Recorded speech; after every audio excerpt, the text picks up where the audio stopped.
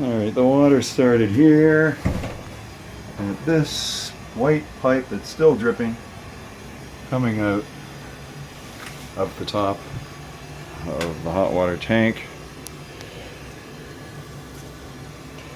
It completely saturated the floor here in the furnace room, made its way underneath this wall.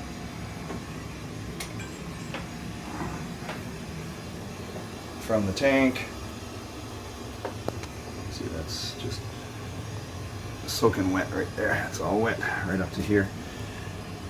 Underneath the wall, right to here where you can see water on the broadloom that has completely become wet. And then it's made its way over to here and underneath the linoleum. See, that's water right under the linoleum. And so that's all got to be lifted. Good Lord.